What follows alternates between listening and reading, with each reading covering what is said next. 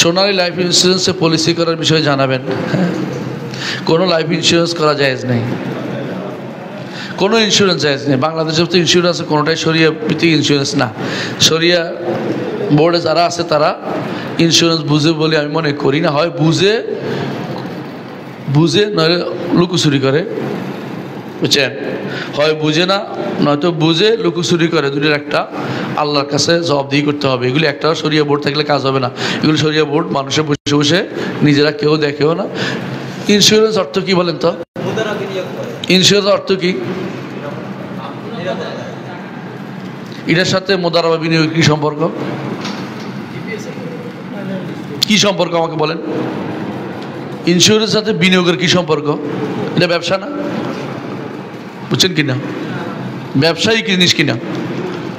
মোদারা বিনিয়োগ করে কি করে?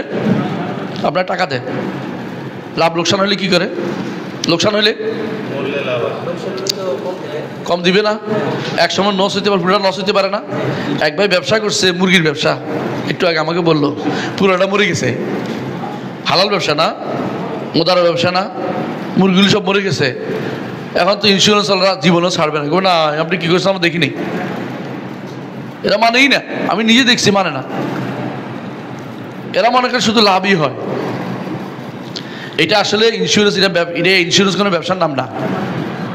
ইন্স্যুরেন্স হচ্ছে এটা যে আপনি খেয়াল করেন যে তো আপনার জিনিসটা নষ্ট হয়ে গেলে আমি ঠিক অনুরূপ দিব, আপনি মাঝে মাঝে আমাকে এত টাকা দিবেন। এগুলো ইন্স্যুরেন্স। মরলেই লাভ, মরলেও লাভ তো পাইতে, পায়ের চামড়া উঠে যায়, পাইতে খুব জানা। অনেকে মারে মেরে ফেলে, মার নামে ইন্স্যুরেন্স আছে এই জন্য। অনেকে আগুন লাগাই দেয় নিজের পাটের গুদামে। কেন? পাটের দাম কমে গেছে, এখন ইন্স্যুরেন্স পাবে। হারাম, এর পথ আলোচনা করছে। শরীয়তের নীতিমালা হচ্ছে ইন্স্যুরেন্সের কোনো এই যে ইন্স্যুরেন্স জায়েজ নেই। ইন্স্যুরেন্স একটা আছে শরীয়তে, সেটা কি জানেন?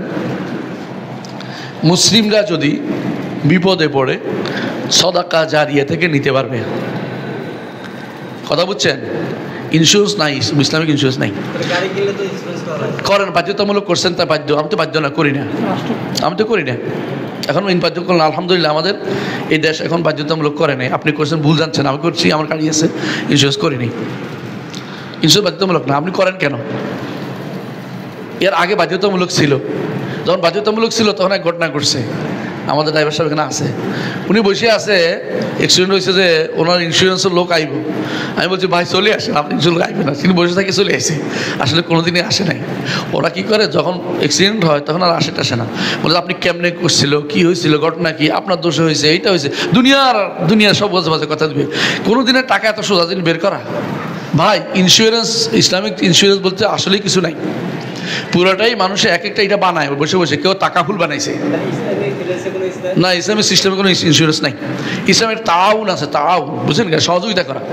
মুসলিমরা একজন মানুষ বিপদে পড়ছে, তারা সহযোগিতা করে, সদাকা জারিয়া দেয়, সদাকা দেয়। আর ইসলামে একটা আছে, হ্যাঁ কি বলে, কি ঋণ বলে এটাকে? কর্জে হাসান দেয়, করছে, বুঝছেন তো? অথবা যদি মুসলিমরা যারা দিয়ত ভাগ করে,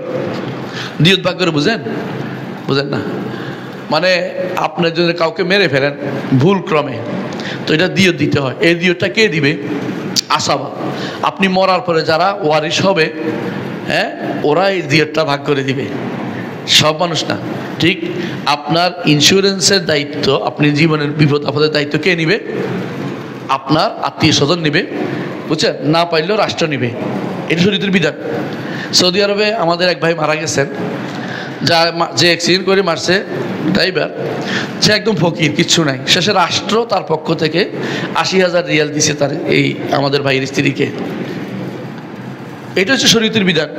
জাকাত ফান্ড আছে, সেখান থেকে দিবে সরকার জাকাত উসুল করবে, সেখান থেকে একটা ফান্ড করবে, যারা বিপদগ্রস্ত হবে, আহত হবে, সমস্যা হবে, তাদেরকে দিবে। আপনি যেটা করতেছেন এটা কোন ইসলাম? ইসলামের নামে এই সমস্ত ইন্স্যুরেন্স চলে না, ভুয়া। ইসলামে কোনো ইন্স্যুরেন্স নেই।